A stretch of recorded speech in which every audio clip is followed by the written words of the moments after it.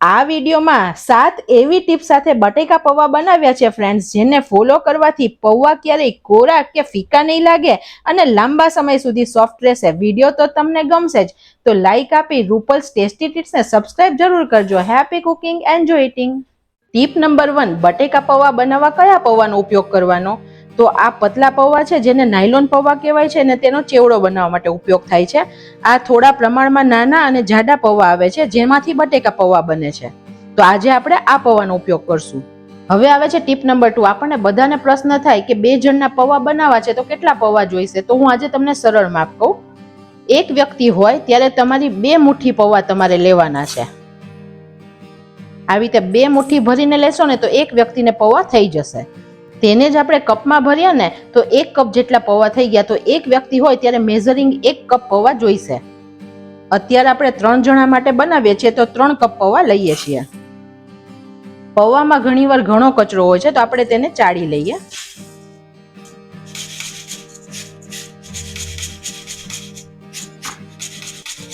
Tip number 3, ઘણા બધા લોકો આ ટાઈમે એવું કરે છે કે પૌવા ધોઈને 5 મિનિટ માટે પાણીમાં પલાળી રાખે છે. તેવું નહીં કરવાનું. તેવું કરવાથી પૌવા છે ને તે પાણી શોષી લેશે અને અંદરથી વધારે પડતા સોફ્ટ, એટલે કે બહુ ભેગા થઈ જશે અને પાણી શોષશે ને તો તેમાં પાણીના પ્રમાણને લીધે બીજો કોઈ ટેસ્ટ નહીં આવે, તો પૌવા આપણા બહુ ફીકા બનશે. તો આજે આપણે બીજી રીત કરીએ. 2 વખત આવી રીતે પાણીથી પૌવાને ધોઈ લેવાના. અત્યારે મારે વિડીયોમાં બતાવવાનું છે તો હું આ રીતે ધોઉં છું. તમે સિંકમાં નળ નીચે પણ ધોઈ શકો છો. ચાળણીમાં લઈ અને પૌવાને સિંકમાં ધોઈ શકો છો. આવી રીતે 2 વખત ધોવાથી બધું ડોળું પાણી નીકળી જશે, જે પણ કચરો હશે તે. અને ટોટલી પાણી નિતારી દેવાનું. બિલકુલ અંદર પાણી રહેવું નહીં જોઈએ. હવે પૌવાને આપણે આવી રીતે કોઈ પણ ફોર્કની મદદથી આવી રીતે થોડા હલાવી દેવાના.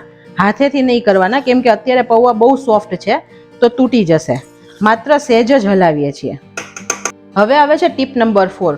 આપણે આવી રીતે પૌવાને જ્યારે વઘારીએ છીએ અને પછી ઉપરથી મસાલો કે મીઠું કરીએ છીએ ને ત્યારે હલાવીએ તો અમુક જગ્યાએ મીઠું ભળે છે ને અમુક જગ્યાએ મીઠું નથી ભળતું. તેવું ના થાય અને પૌવા અંદરથી બિલકુલ ફીકા ના લાગે, તેની માટે આપણે એક રીત કરીએ.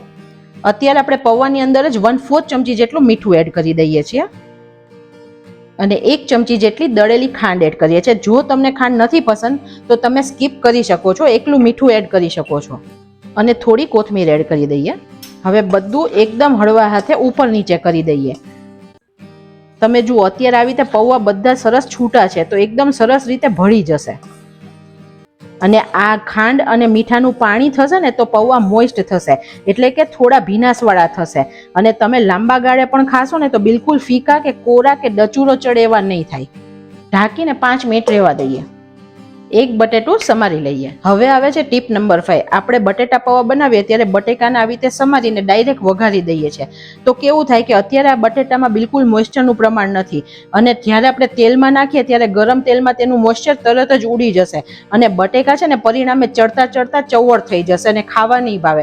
તે ના થાય તેની માટે બટેટાને આપણે સમારી અને પાણીની અંદર રાખવાના. જ્યાં સુધી આપણે પૌવા વઘારીએ નહીં ત્યાં સુધી આને પાણીની અંદર જ રાખવાના, જેથી આમાં પાણીનું પ્રમાણ રહેશે અને ચડતી વખતે બટેટા એકદમ સરસ નરમ રહેશે. 3 થી 4 ચમચી વટાણા લીધા છે, જેને પણ પલાળી દીધા છે. 1 તીખું લીલું મરચું સમારી લઈએ. આમાં આપણે લીલા મરચાની તીખાશ દેવાના છે, લાલ મરચું એડ નથી કરવાના. 7-8 લીમડાના પાન છે, જેને પણ સમારી લઈએ. આપણે બટેટા પૌવામાં કેવું કરીએ, લીમડો આખો જ નાખી દઈએ વઘારમાં, તો બાળકો છે ને લીમડો ખાઈ નહીં ને કાઢી નાખે. આવી રીતે તમે સમારીને લીમડો એડ કરશો ને તો તેનો ટેસ્ટ પણ સરસ લાગશે ને લીમડો ખવાઈ પણ જશે. હવે આવે છે ટીપ નંબર 6. આપણે બટેટા પૌવામાં લીલા મરચાં ને લીમડાનો જ ઉપયોગ કરીએ છીએ, પણ આજે આપણે તેમાં આદુનો પણ ઉપયોગ કરશું. અત્યારે 1 ટુકડો આદુ લીધું છે, જેને છીણી લઈએ.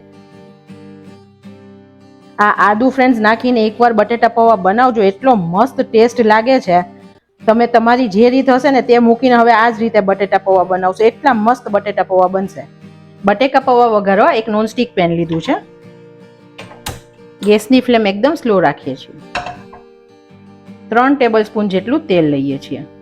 બટેટા પૌવામાં એકદમ ઓછું તેલ હોય ને ફ્રેન્ડ્સ તો પણ તે જ્યારે ખાવ ત્યારે ચવડ લાગે અને અડધી કલાક પછી તો બિલકુલ ગળે જ ના ઉતરે, એટલો ડચુરો લાગે. તો પ્રમાણસર તેલ લેવાનું. તેલ ગરમ થાય એટલે 2 થી 3 ચમચી જેટલી સિંગ એડ કરીએ. ફ્રેન્ડ્સ અત્યારે મારી સિંગ શેકેલી છે, કેમ કે હું બધી સિંગ લાવી અને શેકીને જ ભરું છું, તો અત્યારે શેકેલી સિંગ છે. તમારી કાચી સિંગ હશે તો પણ આ ટાઈમે તમારે એડ કરી દેવાની. અડધી ચમચી જેટલી રાઈ એડ કરીએ. પૌવામાં રાઈનું પ્રમાણ સારું લાગે છે. રાઈ આપણી ફૂટે છે પછી અડધી ચમચી જેટલું જીરું એડ કરીએ. ગેસની ફ્લેમ સ્લો રાખવાની. 2 પિંચ હિંગ એડ કરીએ. 1/4 ચમચી હળદર એડ કરીએ. બટેટાને આવી રીતે હાથેથી પાણીમાં નિતારી અને એડ કરવાના. આવી રીતે કરવાથી થોડું પાણીનું પ્રમાણ બટેટામાં જશે અને બટેટા સરસ ચડશે. વટાણા પણ એડ કરીએ. આપણે મીઠું પૌવાના ભાગનું એડ કરી દીધું છે, તો આપણે બટેટા અને શાક પૂરતું જ અત્યારે 1/4 ચમચી જેટલું મીઠું એડ કરીએ. આમાં મીઠું ફ્રેન્ડ્સ બટેટાના ભાગનું જ નાખવાનું. જો આમાં પૌવાનું બધું મીઠું આમાં એડ કરશું ને તો બટેટા બહુ જ ખારા થઈ જશે અને ખાતી વખતે બટેટાનું પ્રમાણ બહુ સોલ્ટી લાગશે. હવે લીલા મરચાં, લીમડો અને આદુ પણ એડ કરી દઈએ. આપણે વઘારમાં મરચાં નાખીએ ને તો મરચાં બળી જાય અને આદુ પણ વધારે સતળાઈ જાય. અત્યારે આપણે વઘાર થઈ ગયા પછી એડ કરવાનું, જેથી ફ્લેવર સરસ આવે. આને ઢાંકી અને બટેકા સોફ્ટ થાય ત્યાં સુધી 2 મિનિટ થવા દઈએ. 1 મિનિટ પછી વચ્ચે એકવાર હલાવી લેવાનું. તમે જુઓ અત્યારે બટેટા એકદમ સરસ ચડે છે, બિલકુલ ક્યાંય ચોટી નથી ગયા. અને જો મોઇસ્ચર ઓછું હોય ને તો તે બળી જશે. હવે બટેટા સોફ્ટ થઈ ગયા છે, આપણે ચેક કરી લઈએ. આવી રીતે લઈ ચપ્પુથી ચેક કરવાનું. તો એકદમ સરસ ઇઝીલી ચપ્પુ જતું હોય તો અત્યારે બટેટા પરફેક્ટ ચડી ગયા છે. આપણે 2-3 બટેટાને ચેક કરવાના. હજુ બટેટાને 1 મિનિટ થવા દઈએ.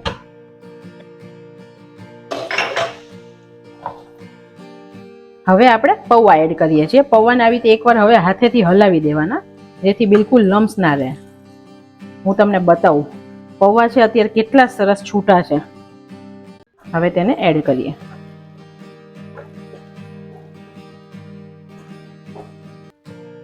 ગેસની ફ્લેમ આપણે સ્લો જ રહેવા દીધી છે. 1 લીંબુનો રસ એડ કરીએ.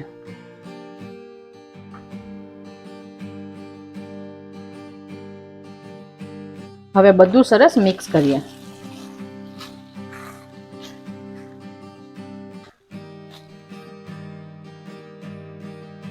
અત્યારે મેં ડુંગળીનો ઉપયોગ નથી કર્યો. જો તમારે ડુંગળી નાખવી હોય તો જ્યારે બટેટા અને વટાણા એડ કરો ને ત્યારે તે સરખા ચડી જાય પછી ડુંગળી એડ કરી સાતળી લેવાની, જેથી તેનો ક્રંચ પણ સરસ આવશે અને ખાવામાં પણ ટેસ્ટી લાગશે. આ ટાઈમે આપણે પૌવાને ટેસ્ટ કરી લેવાના.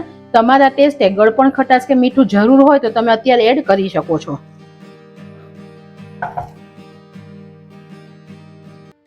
અત્યારે મને થોડી હળદર ઓછી લાગે છે તો હું 1 પિંચ જેટલી હળદર એડ કરું છું.